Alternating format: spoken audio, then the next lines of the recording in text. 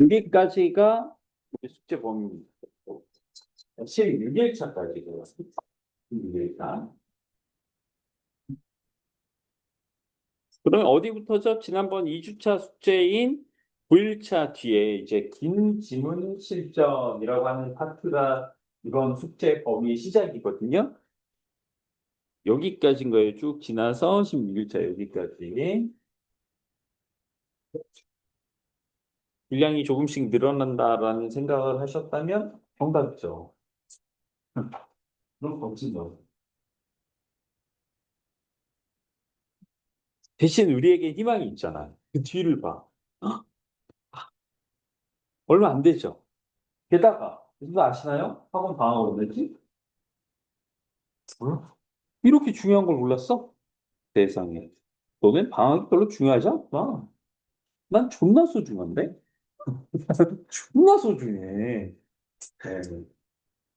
방학 기간 29일부터. 선생님 왜 28일은 아니죠? 안 돼. 29일부터 어디까지? 한국까지. 이때가 방학. 이때 방학. 그리고 제가 저기 톡방에다가 공지 올려놓은 거 보셨나요?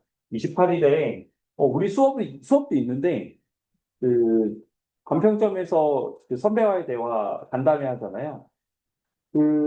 보통은 이런 거 이제 중등팀에서는 학부모님들한테만 보내고 학부모님들이 참가 신청하고 모르시는데, 저러고 다 그렇습니다. 이렇게 예비고라는 이름 붙이는 것도 별로 안 좋아해요. 고등학교 1학년이고. 그리고 여러분들 스스로 선택해서 빨리빨리 신청하셔야 돼요. 선착순이잖아. 자, 어른들의 교활한 레슨. 선착순이다. 어떻게 해야 된다? 일단 대가부터 들고 나서, 근데 그때 저 사실 다른 학원이 그때 생각하세요. 그때. 뭐 약간 매너 있게 한다면 하루 전에 죄송합니다. 사정상 못 가게 됐습니다. 하든가. 아, 씨발, 매너 조금 접어둘까? 이렇다면 당일날 오전에라도 하든가. 해야지. 왜냐면, 걔네가 언제 팔려 나갈지 몰라. 이 자리를 또 만들 수가 없어. 저도 거기 있다 오거든요. 저도 거기 있다 와야 되는데, 쉽지가 않아. 제가 가르쳤던 애들이야. 한 명은 근데 메디컬 간 애는 솔직하게 얘기해서 나 그 1학년 때 가르쳤거든? 고등학교 때? 그럼 약간 좀 그렇잖아. 고등학교 1학년 때만 가르쳤는데 대학 잘 갔으니까 학원에서 애들이랑 얘기 좀 할래 그러면은 존나 부담스러울 거 아니에요. 근데 걔가 했습니다, 연락. 걔가 했습니다. 납치 뭐 이런 거 아니고, 친구가. 수능 끝나자마자 연락 왔었어. 그래서 왜 연락했지? 다 맞았다고. 국어. 다 맞았다고. 근데 나도 궁금해서 물어봤잖아. 근데 나 너 1학년 때까지만 가르쳤는데. 근데 뭐완 도움이 됐다며 왔습니다. 좋더라고요. 서울대 간 친구는 뭐 3학년 때까지 가르쳤습니다. 자, 우리 또 교재를 볼게요.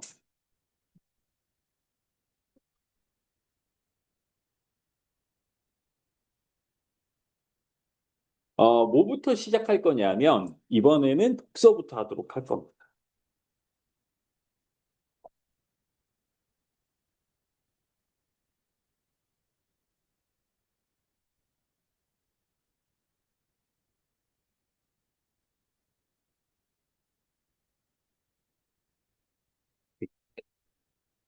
어디 보자. 100,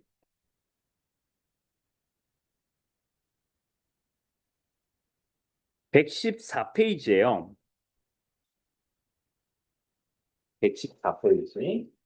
114페이지에 보면, 이제 질문 하나가 나와 있고, 여기에 딸려있는 거 두 문제, 오늘 총 이제 두 지문을 하는데, 근데 얘는 또 이제 다 나로 이루어진 복합 세트 지문이야. 얘까지는 지금 당장 안 보고, 일단은 첫 번째 질문.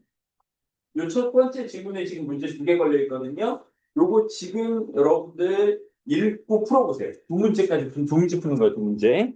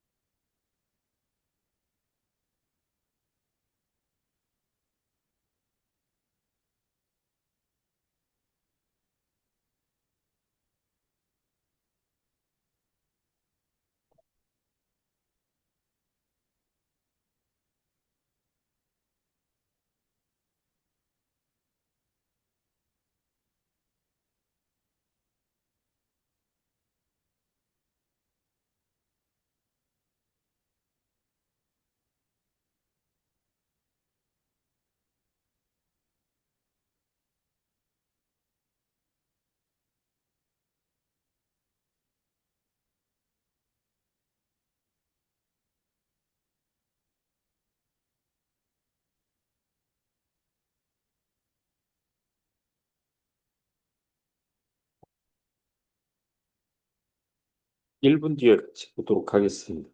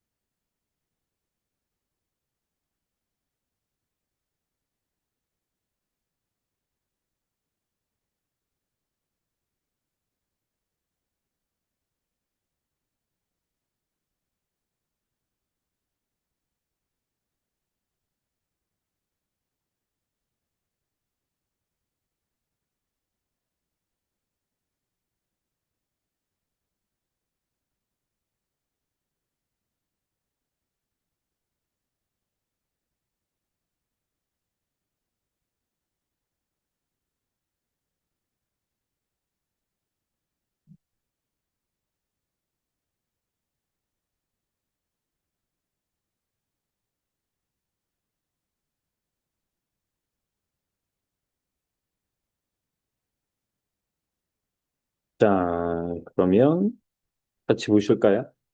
어, 시작이 이렇습니다.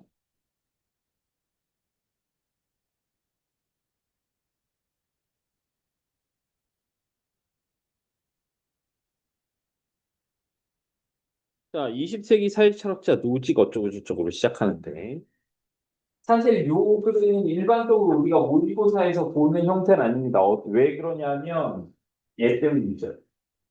제목이요. 모의고사에 제시될 때 독서 지문은 제목이 없습니다. 안 써주고요. 교육청 모의고사에서는 정답 해설칸에 제목이 나와 있습니다. 그 특정 책이나 논문 등을 인용했다는 이야기죠. 그런데 수능을 출제하는 평가원에서의 모의고사는 역시 또 제목이 또 없습니다. 나중에 이제 제목을 거기에 막 갖다 붙이는 경우 있는데 처음부터 얘기해 주질 않아요. 애초에 평가원은 정답만 던져주고 해설은 안 알려줍니다. 해설 봤는데 그거 EBS나 다른 데서 다 만들어서 한 거예요. 그러니까 그걸 보고 그걸 보고 원래부터 정해져 있던 정답이다라고 그 제목이다라고 얘기할 수는 없고요. 평가원은 시험지를 만들 때 글을 새로 써버립니다. 그래서 따로 어떤 원전이 있고 그 인용의 원소스가 되는 그 글들이 따로 존재하지 않습니다. 자, 다행히도 여기에서는 우리가 노직의 국가관이니까 노직 얘기 잘 보면 되겠네 하겠지만 보통 제목이 없으니까 어디에서 파악은 해봐야 되잖아. 가령 첫 문단이든 이후의 문단이든 특정 개인이 나오고 그가 얘기하는 것이 중심 소재 내지는 토픽이 되는. 그런데 이런 경우들도 있습니다. 가령 이전까지의 철학자들은 이라든가 근대 철학자들은 이라든가 근데 어떤 다른 뭐 학자들이라든가 이런 집단을 이야기하고 그 뒤에 개인을 이야기하면 얘기를 하고 싶은 거야. 그들 전체. 지금 같은 경우는 처음부터 그냥 노직이 나왔고, 노직에 대한 이야기는 중창해버리니까 별로 헷갈릴 게 없는데, 사람이 많아지면 이들이 도대체 어떤 것을 설명하고 있는지, 또는 이들의 상반되는 관계에서 무엇을 더 비중 있게 다루고 싶은지를 헷갈리는 경우가 있어요. 중심을 먼저 파악해주는 게 좋다. 여기에서는 보통 후자가 얘기하고 싶어하는 중심 소재나 토픽인 경우가 많은데 얘도 어때요? 두 개를 비교해놓고 차이점을 견주든가 하더라도 얘를 그럼 중심에 놓고 어떤 차이가 있는지 중심에 놓고 보는 게 낫다. 자, 노직은 이렇게 시작하죠. 개인은 어떠한 권력에 의해서 침해될 수 없는 존엄한 존재고 개인의 권리, 어떤 권리요? 생명과 자유, 재산에 대한 권리, 이게 다 개인이 가지고 있는 권리죠. 이런 권리는 국가가 간섭할 수 없는, 국가와 같은 권력이 위협할 수 없는 절대적인 것이다. 그런 이렇게 정리를 할 수 있다. 노직은 개인의 권리를 국가보다, 국가의 권력보다 더 중요하다고 생각하는구나.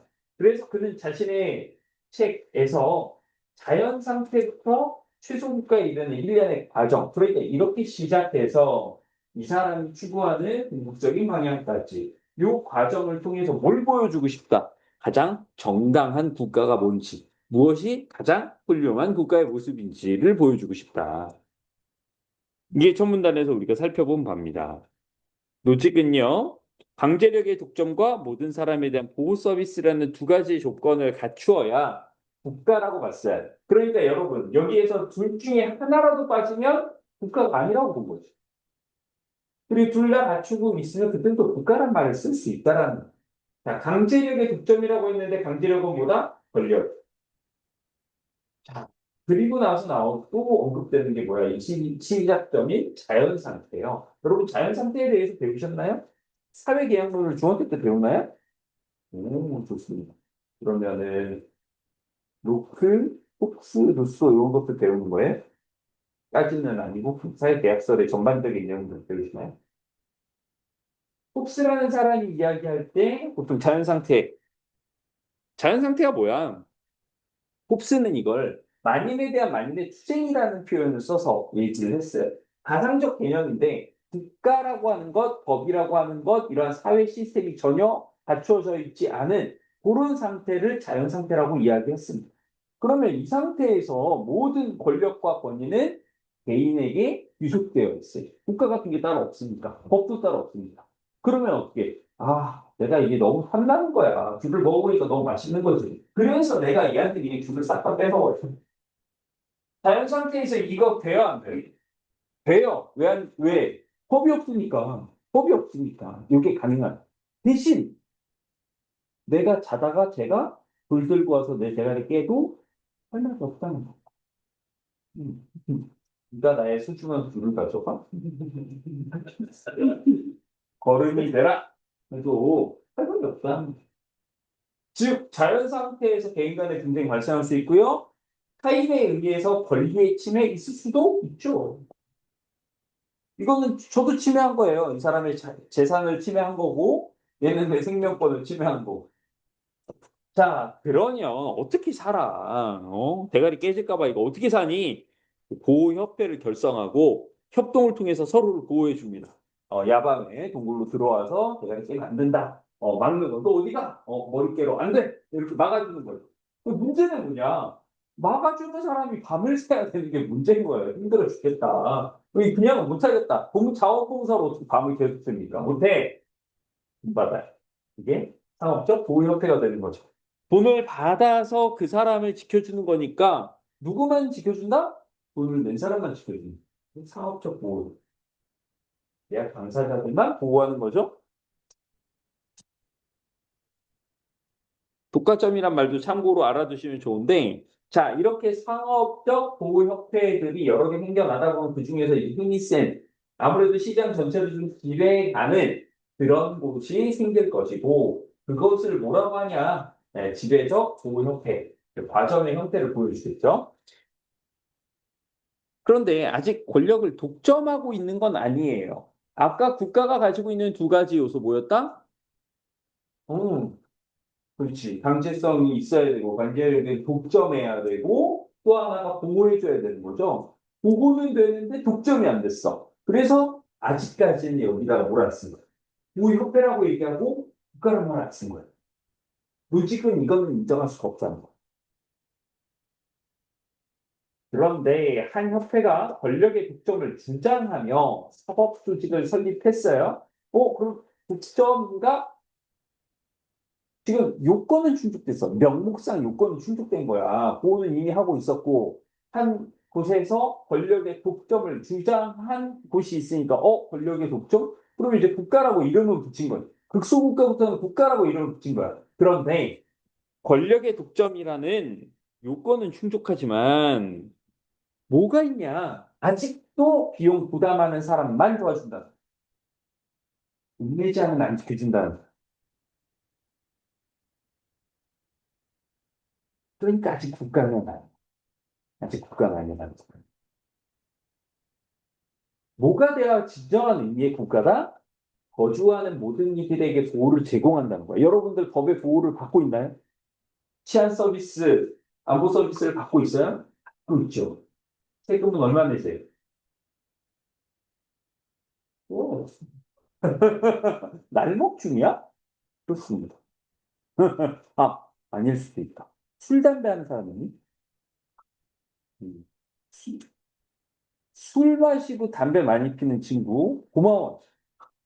여러분, 주류의 15% 목적세가 붙습니다. 교육세. 예. 그 친구가 나의 학교 태블릿을 선물해 준 거고, 그 친구가 나의 책걸상을 준 거예요. 참고로 저는 많이 드렸습니다. 하지만, 난 왔다 갔다 이제 너희들이 학교에 뭐 이제 리모델링 하거나 이런 거 좀 뿌듯하다. 아, 좀 속이 막 불편하고 컨디션이 힘들어도 억지로 좀 먹기를 잘했다. 내가 많이 먹어서 그들이 이런 도움을 받을 수 있구나. 뿌듯합니다. 네. 2학, 지금 2학년들, 이제 예비고 3애들, 시험에 독서 파트에서 택배가 나왔어. 택배 네트워크라고 하는 질문이 나왔거든. 겸사겸사 택배가 어떻게 이제 어떤 과정에 의해서 하는지, 그러니까 주문하면 보이잖아요. 뭐 이제 상품 배송 과정들 보이잖아요. 이제는. 어, 그거 핑계로 이제 소주 한 박스 샀었는데, 나중에 어디서 꿀리지 말라고 미리 알려줄게. 한 박스면 이제 20병이 들어있고, 한 짝, 개짝으로 있으면 이제 30병입니다. 어, 그, 다다음 주인가? 제가 막, 국가는 아니었던 것 같은데, 문제 심하게 알아서 집에 쌍화탕을 이렇게 한 박스 10개 들어있는 걸 사놓고, 아내가 이렇게 먹으라고 밀어 넣었어요. 그 쌍화탕 지금도 2병 남았습니다. 소주, 아까 한 박스 시켰다고 그랬죠? 아, 끝났어. 쌍화탕으로 빨리. 이렇게 내가 교육에 진심이. 알겠지? 자, 국가의 수준은 여전히 이르지 못한다. 그리고 이때부터 거주하는 모든 이들에게 보호를 제공하는. 돈 안 냈어? 하지만 이 지역은 너희가 무조건 보호해줄게. 여기서 진정한 의미의 국가라는 거야. 이걸 뭐라고 하냐? 최소국가라고 이야기하고, 이 국가의 독점적 권력 안에서는 어떻게 돼? 타인에게 해를 끼치는 행위 하지 말란 말이야. 줄 빼서 처먹지 말라는 거야. 몰래 가서 대가리 끼지 말라는 거예요. 이게 언제 가능하구나. 그죠? 그런데 실제로 여기에서 문제로 만들진 않았지만 객관식 선지를 구성할 때는 이런 걸 좀 조심해야 돼. 뭐냐? 얘 이름이 뭐냐면 최소 국가적 미니멈이야. 그런데 기준상 개인과 국가의 거리를 기준으로 얘기할 때는 어떻게 되냐? 최대인 거리. 무슨 말이에요? 국가가 개인에게 간섭하는 것이 거리 없다는 얘기. 거리감이 있다는 얘기는 영향력이 덜하다는 뜻이거든. 그냥 안 친하다 이런 뜻이 아니야. 영향력이 덜하다는 거야. 그리고 최소 국가는 말 그대로 국가가 개인에게 영향을 주고 구속하는 정도가 작다. 이런 얘기를 할 수 있겠죠. 이것을 노직은 이상적인 국가라고 생각한 거야. 어떤 국가가 이상적이다? 할 것만 해. 건드리지 마. 사춘기 자녀를 둔 부모님과 같은 관계를 이상적으로 봤다는 거예요. 그래서 노직은 어떤 사람이냐, 결국은. 자유주의적 국가가 좋은 국가다. 자유주의. 어디에서 나온 거야? 간섭하지 않고 하고 싶은 대로 해라. 대신 국가가 하는 일은 있어야지. 뭐 해준다? 보호해준다까지 해야 돼. 자, 최소 국가보다 확장된 국가. 그러니까 확장된 국가는 뭐다? 국가가 개인에 조금 더 간섭할 수 있는, 개인에게 좀 더 영향을 미칠 수 있는 거예요. 이것을 앞에서 말한 개인과 국가의 거리로 본다면 뭐라고 설명하겠어? 아까 거리는 최대였죠. 최소 국가가 거리 최대였어. 반대로 확장된 국가는 어떻게 되겠어요? 거리가 좁혀 들어가야겠죠. 노직은 이렇게 생각하는 거예요. 가까워진다, 더 많은 권한을 가진다, 개인에게 점점 더 권리를 침해하게 된다. 개인의 권리를 점점 침해하게 된다. 하지만 노직은 처음부터 뭐라고 그랬어요? 개인의 권리야말로 가장 소중하고 가장 존엄한 것이라고 얘기해요. 자, 이제 노직 비판. 자, 노직이 주장 정리하니까 뭐야? 개인의 권리에 대한 간섭을 최소화하라. 국가의 역할을 너무 부정적으로만 본다. 국가는 무슨 개인의 권리 못 잡아먹어 안달이냐. 또한 최소 국가는 국가로서의 공적 성격을 거의 갖지 못한다.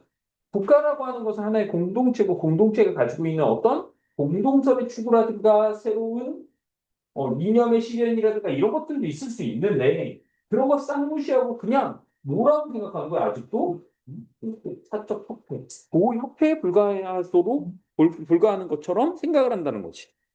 하지만 국가라는 거대한 공동체 안에서 개인의 권리를 경시하던 사람들에게 아니 누가 그랬어요? 언제쯤이라고 생각하시면 되냐면 2차 세계대전 정도 생각하시면 되겠죠. 유럽이 아니니까 이런 거. 뭐, 별별. 고등학교 때 히틀러 매니아인 친구가 있어. 그때 좀 찐이었어. 아, 진짜 뭐하고 사나. 제가 고등학교 때는 20년 전에 같은 반이었고, 심지어 학생회장 선거 같이 나갔어. 있을 때 회장 나고, 됐다고. 우매한 일이신데. 어, 걔는 진짜 찐인 게, 그 시절, 공부, 직구 이런 거 없었대. 그 독일 장교 제국을 그걸 가져왔던 되게 뭐라고 해야 되나 지금으로 치면 진짜 직구죠. 그래서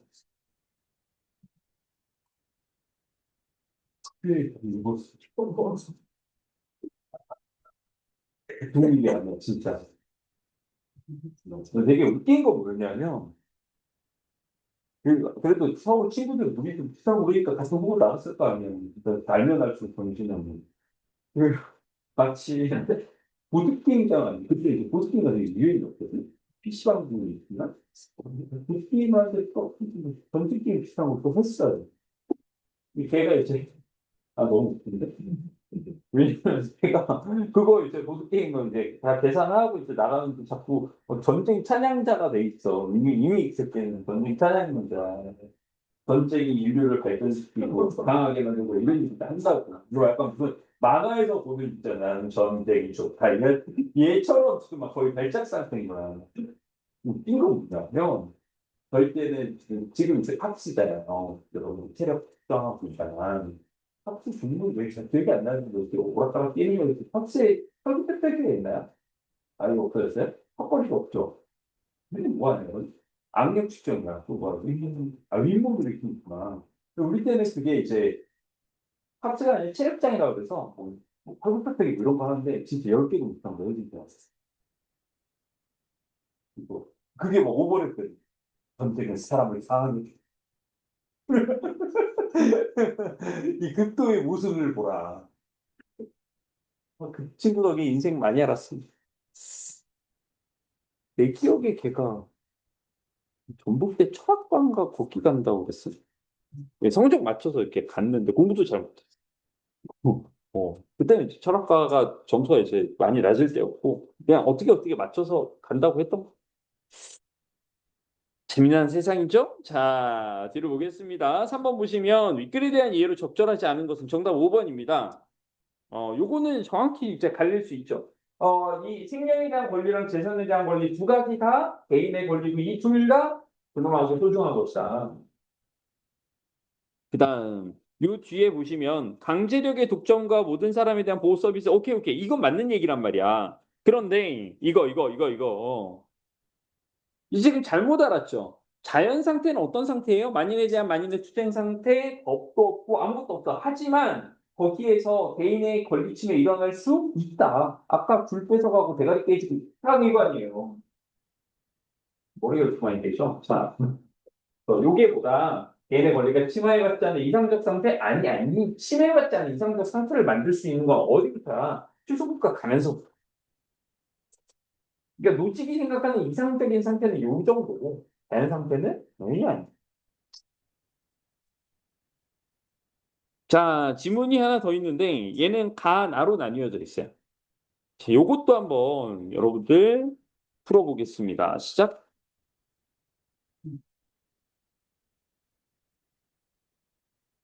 가, 나로 되어 있는데 문제 또 한 두 개까지밖에 없어요.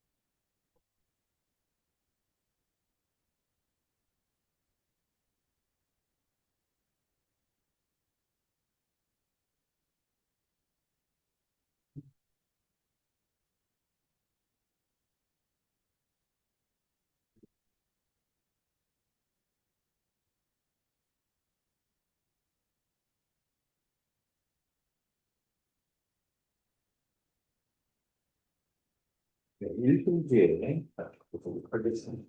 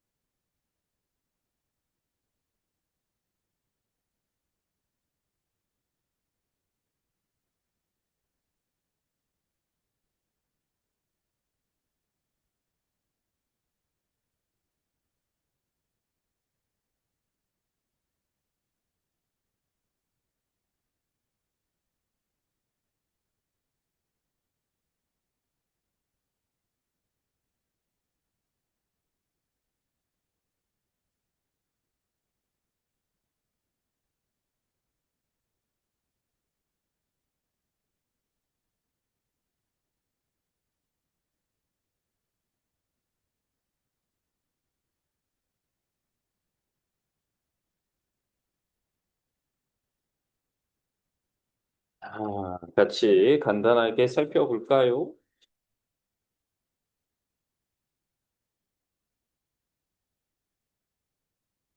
자, 일단 가부터 보겠습니다.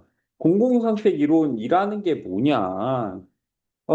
여기에서는 공공재의 공급 결정, 공공재 배우긴 했을 거고, 그죠? 그래서 어디까지 배웠을까? 어, 비경합성, 비배제성. 거기까지 아니야? 오케이. 공공재는 사실 두 가지 특징으로 이야기하는데, 하나는 내가 그 공공재를 취했을 때, 취할 때, 돈 안 내. 두 번째, 내가 그걸 취했다고 해서 다른 사람이 그 기회를 박탈당하지 않는. 이 두 가지 조건을 만족해야 돼. 많이들 공공재를 이야기할 때, 니네 공공재 예시 뭐 배웠어?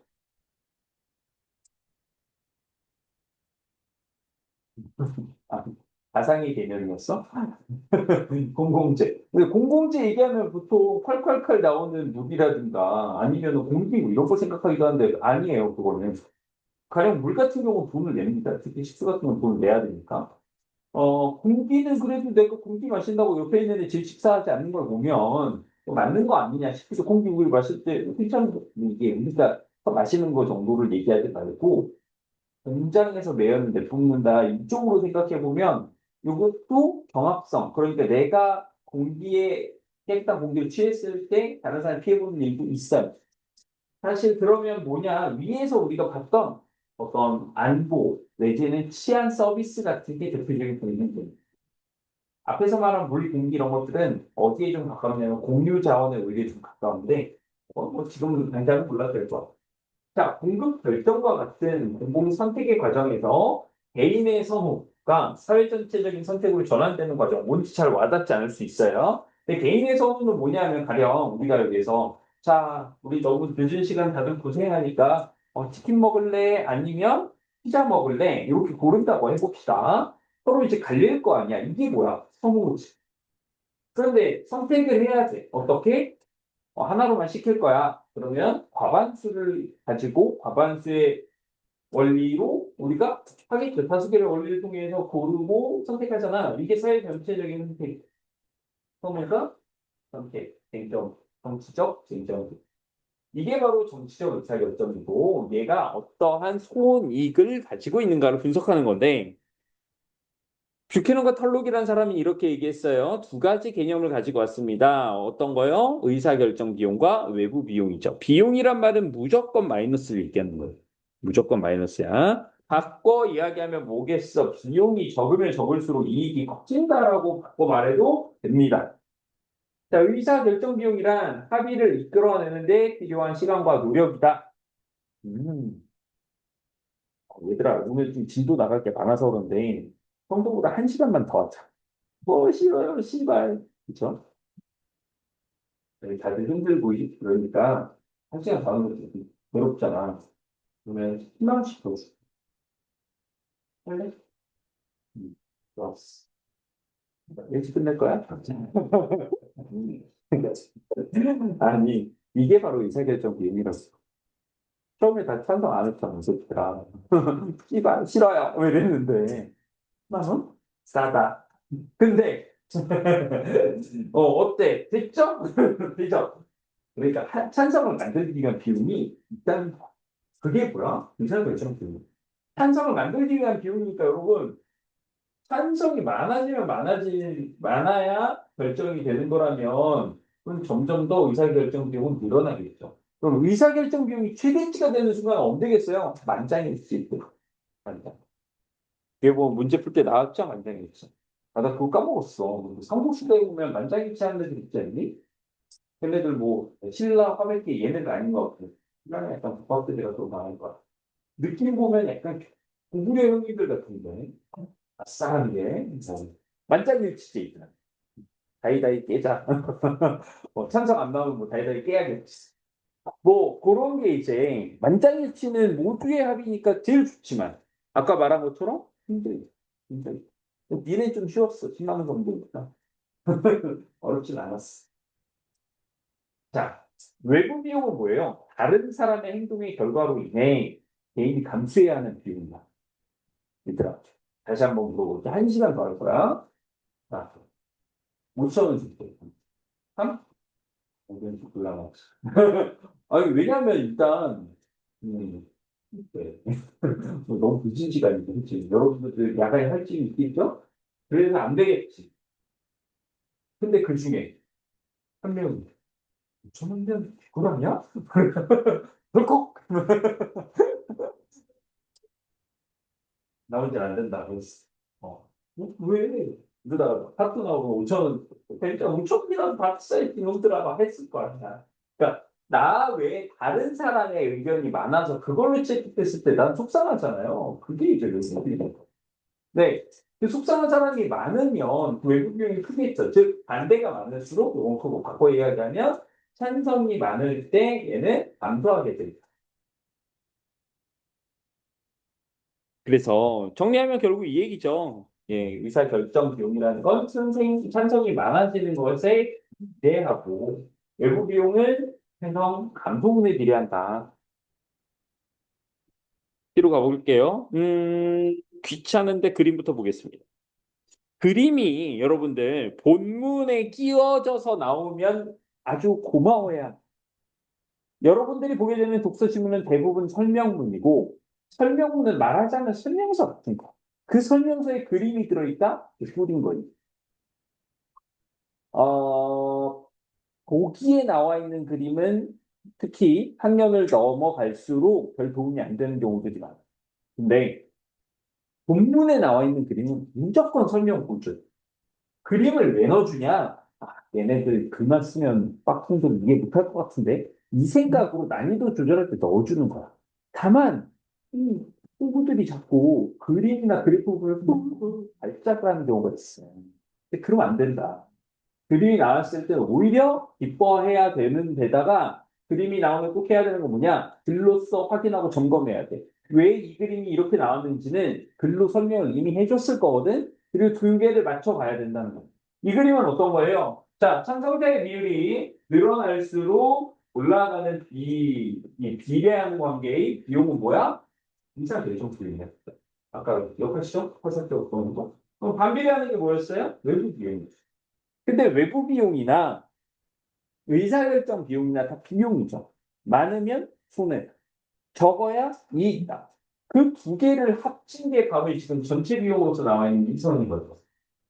그리고 이 전체 비용이 최저값이 여기 자체에 있네. 여기가 뭐가 된다? 최적 찬성대액. 왜 최적이야? 이게 가장 대충 그래프의 그림 사이즈를 보니까 과반수상 넘는 요 지점이 이제 최적 찬성대액 비율로 나타나네. 그러면 이 뒤를 웃으면서 마무리할 수 있겠죠. 웃으면서 마무리하려고 그랬는데 갑자기 또 뒷박을 쳐버리네. 비용들의 정확한 측정이 어렵다는 거야. 아까 기억해? 이 중에 한 명은 5천 원에 만족해버렸다니까. 또 다른 사람도 있을 수 있잖아. 10만 원? 그건 좀 부족한데. 이거 그러니까 얼마가 될지 몰라. 비용이 구체적으로 산정이 사실은 잘 안 돼. 사람마다도 달라. 그러나 어떤 의의가 있어요? 요 두 가지 비용이 발생할 수 있다는 걸 얘기했습니다. 만장일치 생각해 보니까 현대 이것도 바뀌었어. 만장일치하면 대표적인 게 콘클라베였거든요. 콘클라베가 뭐냐? 교황선출이죠. 교황선출하는 말하자면 투표인데 옛날에는 진짜 낭만의 시절 찐이었다니까. 만장일치로 한 명 잡아야 돼. 자, 교황 선종했어. 전대 교황 선종하면은 어떻게 돼? 추기경들 모두 다 콜대 포라로 되는 거지. 그들이 모두가 후보고 그들 안에서 정하는 건데 밀실 들어가서 뭐예요? 서로 이제 비밀 투표를 하는 거. 그래서 깠어. 뒤죽박죽이야. 다시 해. 연기로 알려주거든요. 짠 깠는데 이제 떴네. 무슨 연기. 좀 다들 보고 있다. 에이씨. 한 판 더, 한 번 더. 하고 그렇게 하는 거야. 서로 눈치 게임 하는 거지. 그런데 사인 안 맞으면 에헤이 다시 한번 뭐 이렇게 되는 이렇게 하다가 이제 한 명으로 몰아주고 요즘은 근데 그 절차 좀 바뀌었대요.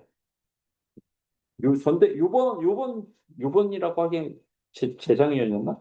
이 교황은 짬이 좀 안 되는 편이라 고인물들이 짬 때렸다 뭐 이런 얘기들이 있고 주기형들 막 교황 생파한다고 막 EDM 틀고 그러거든. 삐끗해졌다. 자, 그래서 지금에도 우리가 활용하고 비용이 어떤 거지, 왜 도대체 그 만장일치제 같은 건 어려우냐, 이런 걸 얘기할 수 있다는 거죠. 자, 두 번째 글입니다. 여러분, 이거 잘 보세요. 이상적인 의사결정은 어떻게 하느냐? 이상적인 의사결정의 방법을 이야기하려고 하는데 이미 정답은 나왔어. 정답이 뭐야? 합리적이고 민주적이어야 한다. 이게 대전제예요. 뭐에 대한? 바람직한 의사결정 방법에 대한 전제. 그런데 뒤로 가볼게. 미국의 경제학자 에로라고 하는 이 양반이 조건들을 졸라 많이 제시했어요. 하필이면 많아. 근데 나는 이걸 보고 뭐가 떠오르냐면 우리가 첫 시간에 했던 북매치 전략 9가지 기억하십니까? 자, 그러면 여러분들 9가지 전략이 이렇게 나오면 저는 어떻게 한다고 했는지도 기억하세요? 못 외운다. 못 외운다. 9개 난 못 외우겠다. 그럼 어떻게 한다? 9개를 읽으면서 수긍할 거 수긍하고 이해할 거 이해한다. 첫 번째. 그리고 두 번째는 뭐였어? 문제에서 얘를 물어볼 테니 헤매지 않고 여기로 바로 들어와서 풀겠다. 이 두 가지였어요. 근데 얘도 마찬가지야. 얘는 근데 북미치의 9가지 전략에 비하면 하나하나의 이해가 조금 더 어려운 편이긴 하죠. 가령 첫 번째가 뭐냐? 선호 영역의 무제한성입니다. 자, 무제한성이라고 하는 거 뒤에 있는 설명 읽어도 잘 이해가 안 된다면 저는 그럴 때 또 어떻게 이해를 하느냐? 반대로 붙여요. 자, 선호 영역의 무제한성이다. 이게 뭐다? 개개인이 대안들에 대해서 어떠한 선호도 가질 수 있다. 이게 무제한성이에요. 반대로, 이게 뭔 말인지 잘 모르겠다면 반대로 생각해보자. 무제한성의 반대는 뭐예요? 제한성. 앞에 있는 문자 빼면 되지. 우리 공무도화가 배웠잖아. 무도화가, 네버. 제한성은 뭐다 그러면? 개개인이 대안들에 대해서 가질 수 없다. 뭘? 선호를 다양하게 가질 수 없다는 거야. 이게 뭐지? 이게 제한성이지. 아, 그러니까 무제한성은 뭐다? 다양한 선호가 가능하구나. 이렇게 이해를 한다. 두 번째 파레토 원리인데, 아니, 이게 뭐 안 되는 게 있냐? A보다 B를 선호하는 경우. 집단의 최종적인 선택도 A보다 B. 너무 당연한데? 아, 이게 안 되는 경우가 있어요? 사실은 있죠. 미국 대선. 미국 대선은 인구 몇 명이냐? 한 3억 정 되냐? 거기에서 그러면 거기서 쪽수로 제일 많이 뽑은 사람이 대통령 아닌가? 아니죠. 미국은 어떤 나라니까? 합중 유나이티드. 그러니까 각 주별로 각 주의 발언권이 똑같아요. 그럼 어떻게 되는 거야? 쪽수로는 A 후보, B 후보 있을 때 A 후보가 이기더라도 주에서의 싸움이 B 후보를 지지하는 주가 더 많아지면 어떻게 돼? 인구 당선. 파레토 원리 깨지면서. 멍청한 새끼들이네. 또 걔네들 나름대로 이유가 있네. 자, 세 번째는 두 가지 조건을 다 같이 가지고 있습니다. 완비성 뭐예요? 제한에 대해서 선호해. 순위를 매길 수 있어야 되고, 이행성은요, A보다 B를 선호하고 C보다 A를 선호한다면 어떻게 해야 된다? C보다 B가 선호해야 된다. 너무나 당연한 이 논리 구조를 가지고 있어야 된다는 얘기고, 네 번째, 무관한 대안으로부터의 독립성이다.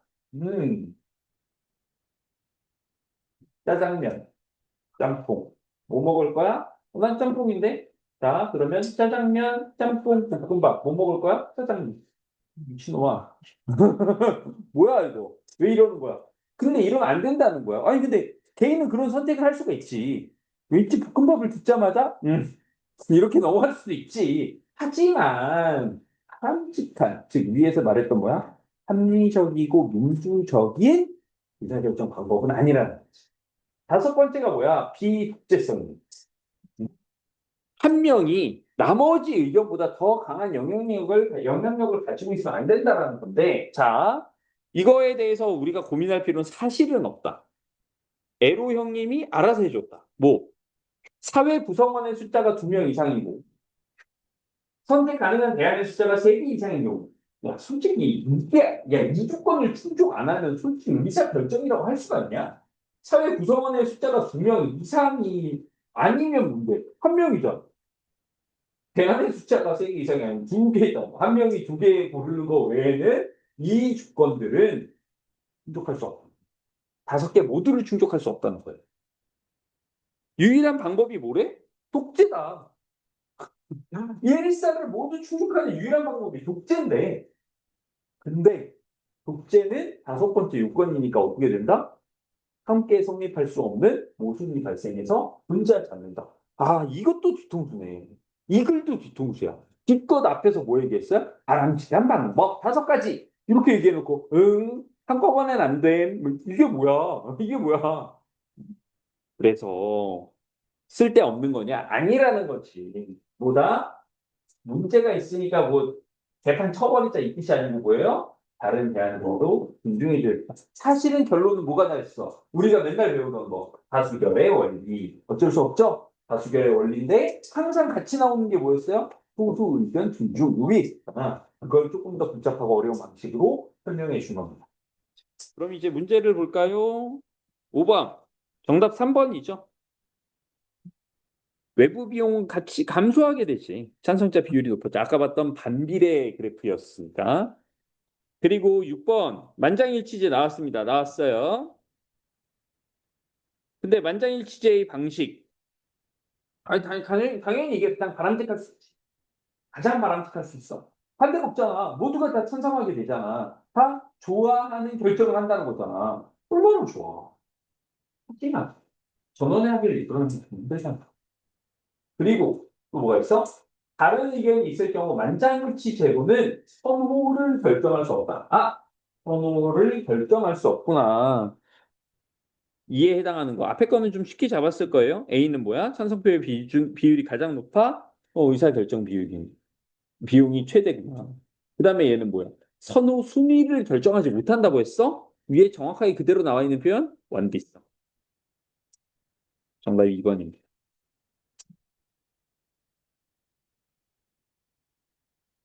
자, 여러분들, 간단하게 지난 숙제 범위를 좀 볼 거예요. 우리가 1번부터 1번부터 17번을 이제 숙제로 해왔어야 했는데요.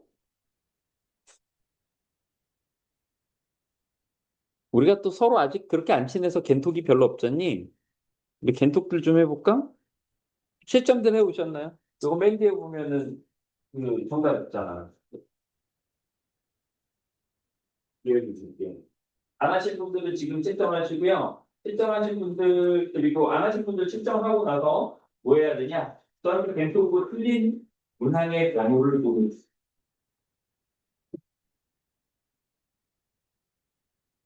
이렇게 서로 겐톡하면서 친해지는 거지. 이제 막 2개월 동안 서로 숫자밖에 안 나온다?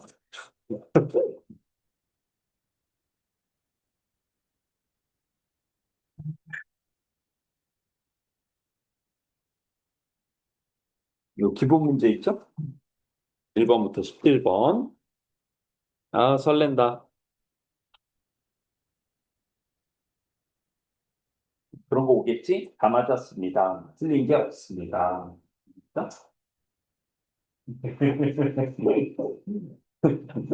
빨리 싸우려들 이제 뭐 답장으로 쓰는 중입니다. 많아서요. 아, 그러면 이제 얘기하는 걸로. 저는 안 틀렸습니다. 이렇게 얘기하는. 또 틀린다고 얘기해.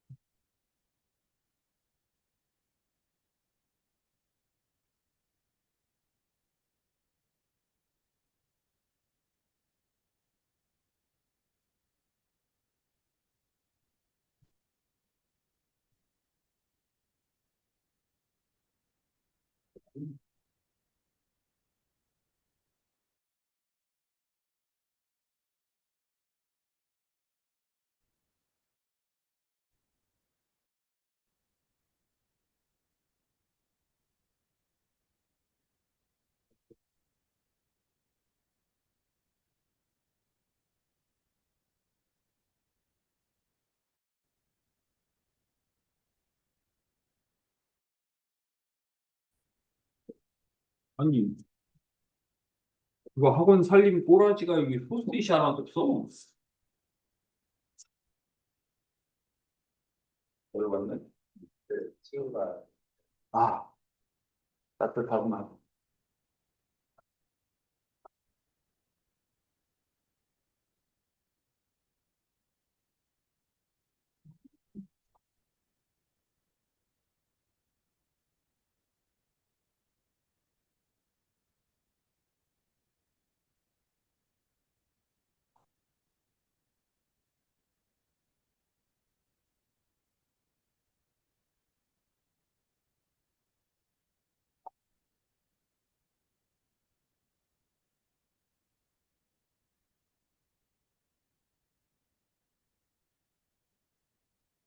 뭐야. 이모티콘 이거 안 틀려서 읽어보는 줄 알았지. 극냐? 맞다, 이거. 내가 디네 수업이 한 주간의 마지막 수업이거든요? 그렇겠잖아. 이때 항상 이렇게 녹화 뜨는데, 웃긴 놈만. 누가 얘기했겠어.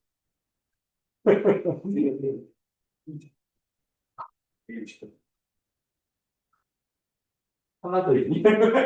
한 장만 더.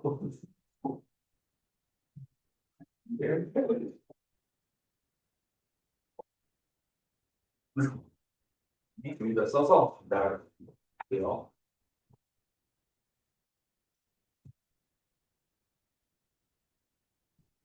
야, 너 지금 틀린 거 문항 쓰는 걸 틀린 거야? 하나, 둘, 셋.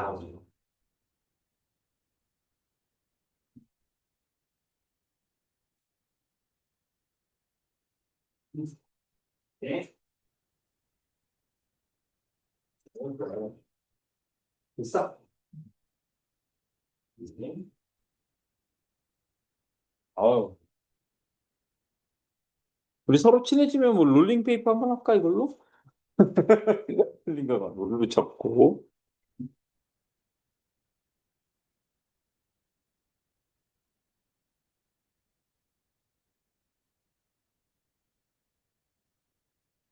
자, 몇 개만 선별적으로 보도록 하겠습니다. 먼저 1번 볼게요.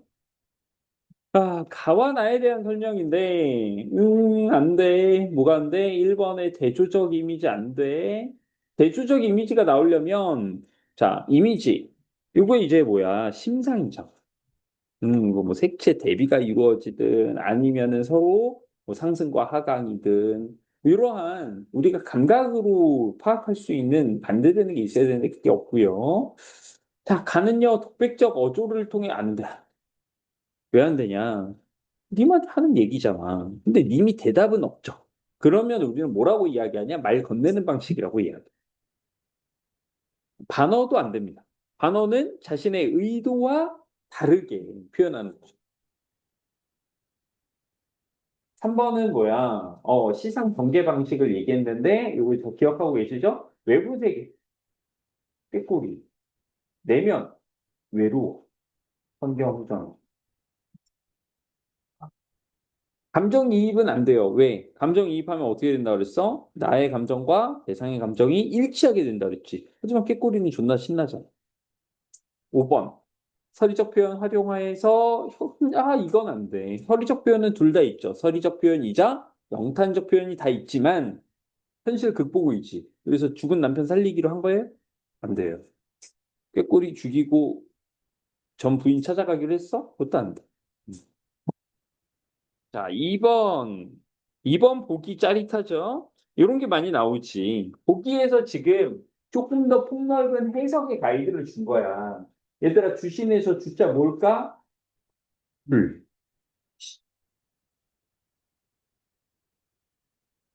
백수광부를 황홀경에 든 무당으로 보기도 한다. 황홀경.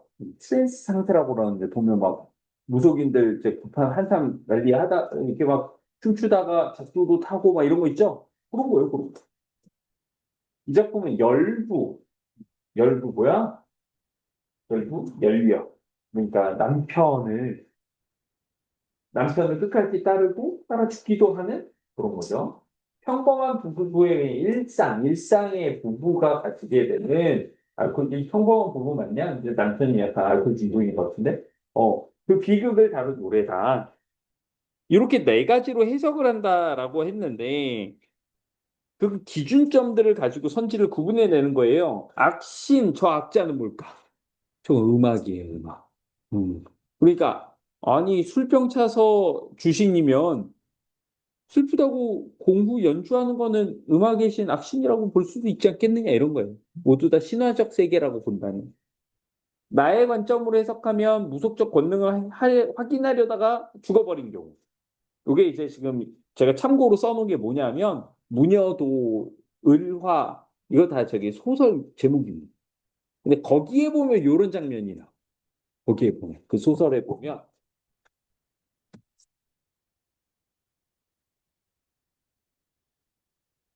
주인공이 이제 말할 때는 그 을화라고 하는 무녀거든. 끝까지 떨어져서인지 안 되죠. 3번. 나의 관점에서 같은 관점이죠. 님의 죽음은 무당의 권위가 추락하던 당시의 사회상이다. 그러니까 무당의 권능이 의심받고 그래서 그것을 억지로 입증하려고 하다가 무리수를 뒀다가 실패. 이런 걸로 보는 거지. 4번은 어떠한가? 안 돼, 안 돼. 다가 뭐였어? 열부의 가치. 얘들아, 이것 좀 봐라. 뭐 이런 식의 표현인데, 사행 마지막 부분이에요. 가시님을 어떻게 하냐는 거지? 죽음을 앞둔 시적화자의 낭패감이면은 열부가 아니지. 남편이 죽어서 나도 가긴 가야 될 것 같은데, 씨발, 싫네. 이건 안 된다는 거야. 뭐 기준으로? 가의 기준으로 안 된다는 거야. 5번 나의 관점에서 가를 해석한다면 그냥 평범한 것이죠. 사랑하는 사람을 잃은 여인의 슬픔 요거 되겠네요. 그래서 정답 4번이었고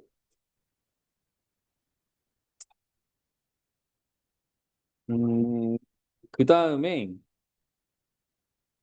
뒤에 좀 있던데. 11번. 이게 굉장히 좀 띠껍죠. 11번 보면 다와 라에 대한 설명으로 적절하지 않은 것은인데 요거 뭐에 대한 얘기예요? 황도가에 대한 이야기입니다. 그래서 꾀꼬리는 외롭고 슬픈 심정 두가 이건 가능해. 이입이라서 똑같은 건 아니지만 제가 해피해서 나는 너무 외롭잖아. 이거 가능해. 두 왕비 다툼의 원인이 치희에 대한 편애냐. 그래도 치희가 갔는데 따라갔으니까 편애 아닌가? 아니 치희가 갔으니까 따라갔지. 화이가 갔어도 따라갔겠지. 이건 그러니까 가정적일 뿐 몰라. 성과에 나오지 않아. 3번 여러 부족을 화해시키는 게 이건 오버 아닌가 싶은데 화이와 치이가 서로 화이는 어디? 말하자면 여기 뭐 골천 어쩌고 나오는데 결국은 내국인 치이는요 외국인이에요. 이게 다른 부족이야.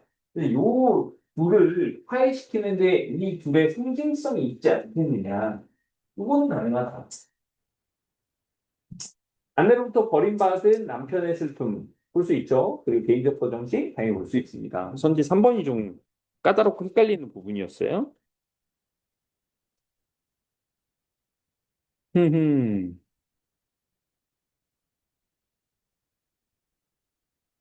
여러분, 요것만 좀 짚고 갈게. 13번에, 선지 1번에 보면, 이런 말이 있어요. 원망을 사랑으로 승화시킨다라고 되는데, 일단은 이렇게 바뀐다라는 게 1차적인 의미야. 승화라고 하는 게 뭐니? 구체에서 구체로 바뀌는 거? 나타날래? 드라이아이스? 맞는데, 여기에서 뭘로 쓰냐? 정신 분석학적으로 승화란 뭐냐?